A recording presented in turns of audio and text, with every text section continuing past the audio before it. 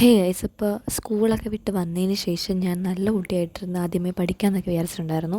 പിന്നാണ് ആലോചിച്ചാൽ ഞങ്ങളുടെ സ്കൂളിൽ അസംബ്ലി പ്രോഗ്രാം ഉണ്ട്.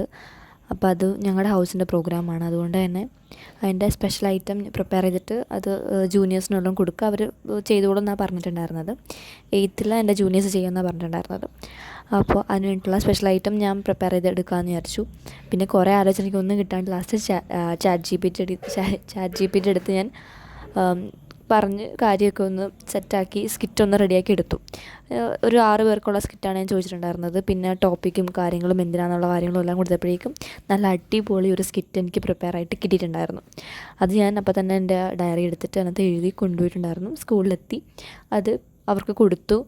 എന്നിട്ട് ക്ലാസ് ഇരുന്ന സമയത്താണ് എൻ്റെ ഇംഗ്ലീഷ് ടീച്ചർ വന്നിട്ട് പറഞ്ഞത്, ഞങ്ങളുടെ സ്പെഷ്യൽ ഐറ്റത്തിൻ്റെ ആവശ്യമില്ല, കാരണം ഒന്ന് കേരള പിറവി ആയതുകൊണ്ട് തന്നെ മലയാളത്തിലെ ഒരു പ്രോഗ്രാം വേറെ ടീച്ചർ ഓൾറെഡി പ്ലാൻ ചെയ്ത് വെച്ചിട്ടുണ്ട്. അത് നിങ്ങളുടെ അസംബ്ലി നടക്കുന്ന സമയത്ത് അത് ചെയ്തോളും, അതുകൊണ്ട് സ്പെഷ്യൽ ഐറ്റത്തിൻ്റെ ആവശ്യമില്ലെന്ന് പറഞ്ഞു. അപ്പോൾ അത്രയും നേരം കഷ്ടപ്പെട്ട് ഞാനിരുന്ന് എഴുതി അത് അത്രയും വേസ്റ്റായി പോയെന്നാണ് എനിക്ക് ഭയങ്കരമായിട്ട് സങ്കടം വന്നു. കാരണം ഇത്രയും കഷ്ടപ്പെട്ട് ഞാൻ എഴുതിയതല്ലേ എന്ന് ആലോചിച്ചു. പിന്നെ ആ പിള്ളേർ ഓൾറെഡി കുറച്ചൊക്കെ പ്രിപ്പയർ ചെയ്തു, എന്തൊക്കെ ചെയ്യണം, എന്തൊക്കെ ഡ്രസ്സ്, അങ്ങനെ കുറേ കാര്യങ്ങളൊക്കെ അവരും പ്രിപ്പയർ ചെയ്തിട്ടുണ്ടായിരുന്നു. അപ്പോൾ അവരുടെ എഫേർട്ടും വേസ്റ്റായി, ഞാൻ എഴുതിക്കൊണ്ട് വന്നതും വേസ്റ്റായി. അപ്പോൾ എനിക്ക് കുറച്ച് സങ്കടമായി പോയിട്ടുണ്ടായിരുന്നു ആ ഒരു സമയത്ത്. അന്ന് ഞാൻ മെയിനായിട്ട് ചെയ്തിട്ടുണ്ടായിരുന്ന ഈ ഒരു പരിപാടിക്ക് വേണ്ടി ചെയ്തിട്ടുണ്ടായിരുന്നു. പിന്നെ ഞാൻ അസംബ്ലിക്ക് ന്യൂസായിരുന്നു പറയണ്ടായിരുന്നത്. അപ്പോൾ എനിക്ക് അത് മാറ്റമൊന്നുമില്ല, അതൊക്കെ പറയണം. പിന്നെ ഈ ഒരു അപ്പോൾ ഞാൻ അതിന് വേണ്ടിയിട്ടുള്ള കാര്യങ്ങളെല്ലാം പ്രിപ്പയർ ചെയ്തുകൊണ്ടിരിക്കുകയാണ്. ഞങ്ങളുടെ അസംബ്ലി നവംബർ 1 തീയതിയാണ്. അപ്പോൾ അന്ന് കേരള പിറവിയുടെ പ്രോഗ്രാമൊക്കെ ആയതുകൊണ്ടാണ് ഞങ്ങളുടെ സ്പെഷ്യൽ ഐറ്റമൊക്കെ മാറ്റം ഉണ്ടായിരുന്നത്. പിന്നെ മലയാളത്തിൽ ചെയ്യാനാണ് ഞങ്ങളോട് പറഞ്ഞിരിക്കുന്നത്. തോട്ട്, അതുപോലെ തന്നെ ന്യൂ വേർഡ്, അങ്ങനെയുള്ള ഐറ്റംസൊക്കെ മലയാളത്തിൽ ചെയ്യാനാണ് പറഞ്ഞിരിക്കുന്നത്.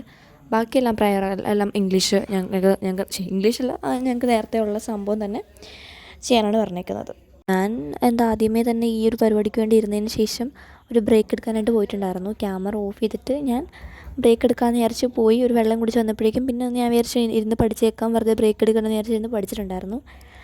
ഇരുന്ന് പഠിച്ചു. അതെല്ലാം കഴിഞ്ഞ് ക്യാമറ ഓഫ് ചെയ്യാൻ വന്നപ്പോഴാണ് ശ്രദ്ധിച്ചത് ഞാൻ ക്യാമറ വീണ്ടും ഓണാക്കാൻ മറന്നിട്ട് പോയിട്ടുണ്ടായിരുന്നു. ആ ബ്രേക്ക് എടുക്കാമെന്ന് പറഞ്ഞാൽ ക്യാമറ ഓഫ് ചെയ്തിട്ടാണല്ലോ ഞാൻ പോയിട്ടുണ്ടായിരുന്നത്. പിന്നെ ഞാൻ ഓണാക്കിയിട്ടുണ്ടായിരുന്നില്ല.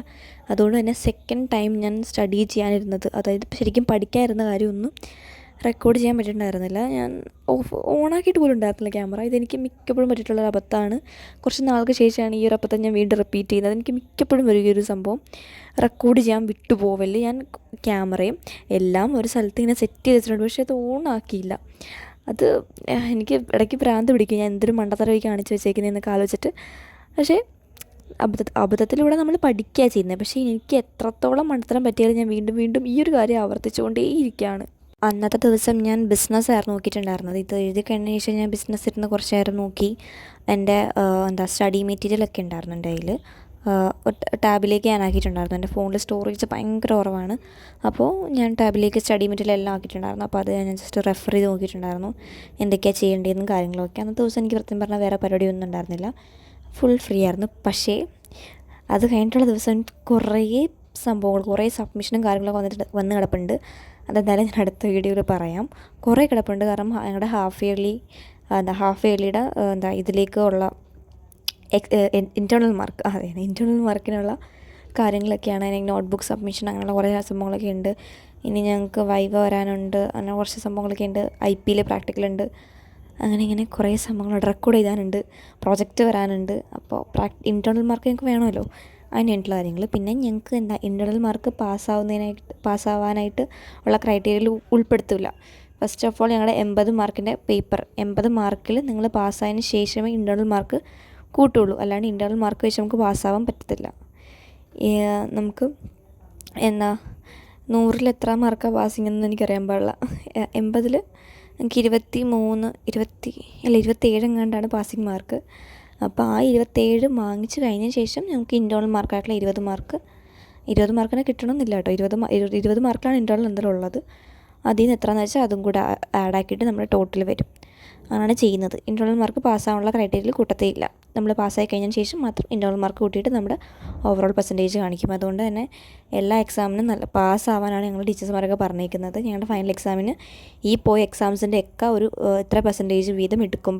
ഇൻറ്റേർണൽ മാർക്കിലേക്കും കാര്യങ്ങളൊക്കെ എടുക്കാനായിട്ട് ഇത്ര പെർസെൻറ്റേജ് വീതം എടുക്കും. പിന്നെ ഫൈനൽ എക്സാം എന്തായാലും പാസ് ചെയ്തിട്ടുള്ളൂ. അല്ലെങ്കിൽ +1 തന്നെ വീണ്ടും ഒരു വർഷം കൂടി ഇരിക്കാം. അപ്പോൾ അതെന്നെക്കൊണ്ട് എന്തായാലും പറ്റില്ല. നമ്മൾ +1 നന്നായിട്ട് പാസ്സാവാൻ നോക്കുക. എനിക്ക് ഉറപ്പാണ് ഞാൻ പാസ്സാവുമെന്ന്. കാരണം എന്താണെന്ന് വെച്ചാൽ എന്നെക്കൊണ്ട് അത്യാവശ്യം നല്ലപോലെ ഇത് കുഴപ്പമില്ല, എന്നെക്കൊണ്ട് ഇത് താങ്ങാൻ പറ്റുന്നതേ ഉള്ളൂ എന്നെനിക്ക് മനസ്സിലായിട്ടുണ്ട്. +1 ഞാൻ വിചാരിച്ച അത്രയും ഡിഫിക്കൽട്ടും അല്ലെന്ന് മനസ്സിലായിട്ടുണ്ട്. ഞാനൊന്ന് ശ്രമിക്കുകയാണെങ്കിൽ എന്നെക്കൊണ്ട് പറ്റും എന്നെനിക്ക് മനസ്സിലായിട്ടുണ്ട്. അതുപോലെ നിങ്ങളെക്കൊണ്ടും പറ്റും. +1 അത്ര ഡിഫിക്കൽട്ടെന്ന് വിചാരിച്ച് ഇങ്ങനെ ഇതിനെ പോലെ ഇതിന് ടെൻഷൻ അടിച്ചിരുന്നിട്ട് കാര്യമില്ല. അതിന് വേണ്ടിയിട്ട് മെനക്കെട റെഡി ആവുകയാണെങ്കിൽ എന്തായാലും പാസ്സാകാൻ പറ്റും. അത് ഞാൻ പറയുന്നത് എന്നെപ്പോലുള്ള ആവറേജ് സ്റ്റുഡൻസിന് വേണ്ടിയിട്ടാണ്. നിങ്ങൾ പഠിപ്പികളാണ് നിങ്ങൾക്ക് തൊട്ട് റിലേറ്റ് ചെയ്യാൻ പോലും പറ്റത്തില്ല. അപ്പോൾ മാത്രമുള്ള ഇന്നത്തെ video. Thanks for watching. Bye bye.